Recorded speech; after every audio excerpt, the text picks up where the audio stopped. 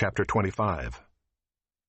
Now 3 days after Festus had arrived in the province, he went up to Jerusalem from Caesarea.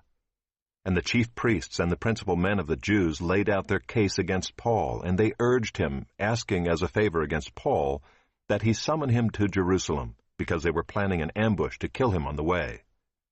Festus replied that Paul was being kept at Caesarea, and that he himself intended to go there shortly. "So," said he, "let the men of authority among you go down with me, and if there is anything wrong about the man, let them bring charges against him." After he stayed among them not more than 8 or 10 days, he went down to Caesarea. And the next day he took his seat on the tribunal and ordered Paul to be brought. When he had arrived, the Jews who had come down from Jerusalem stood around him, bringing many and serious charges against him that they could not prove.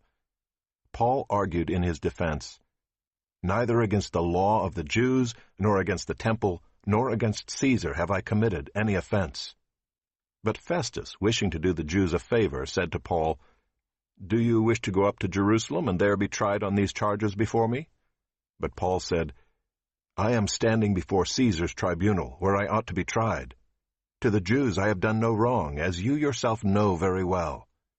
If then I am a wrongdoer, and have committed anything for which I deserve to die, I do not seek to escape death.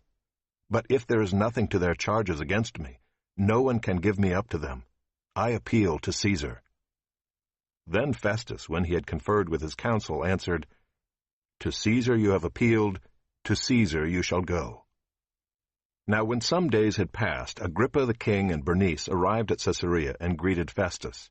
And as they stayed there many days, Festus laid Paul's case before the king, saying, "There is a man left prisoner by Felix, and when I was at Jerusalem, the chief priests and the elders of the Jews laid out their case against him, asking for a sentence of condemnation against him. I answered them that it was not the custom of the Romans to give up anyone before the accused met the accusers face to face, and had opportunity to make his defense concerning the charge laid against him. So when they came together here, I made no delay, but on the next day took my seat on the tribunal, and ordered the man to be brought. When the accusers stood up, they brought no charge in his case of such evils as I supposed. Rather, they had certain points of dispute with him about their own religion, and about a certain Jesus who was dead, but whom Paul asserted to be alive. Being at a loss how to investigate these questions, I asked whether he wanted to go to Jerusalem and be tried there regarding them. But when Paul had appealed to be kept in custody for the decision of the emperor, I ordered him to be held until I could send him to Caesar." Then Agrippa said to Festus, "I would like to hear the man myself." "Tomorrow," said he, "you will hear him." So on the next day Agrippa and Bernice came with great pomp, and they entered the audience hall with the military tribunes and the prominent men of the city. Then at the command of Festus, Paul was brought in, and Festus said, "King Agrippa and all who are present with us, you see this man about whom the whole Jewish people petitioned me, both in Jerusalem and here, shouting that he ought not to live any longer.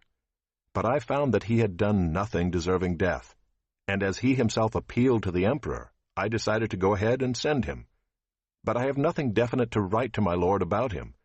Therefore I have brought him before you all, and especially before you, King Agrippa, so that after we have examined him, I may have something to write. For it seems to me unreasonable in sending a prisoner not to indicate the charges against him."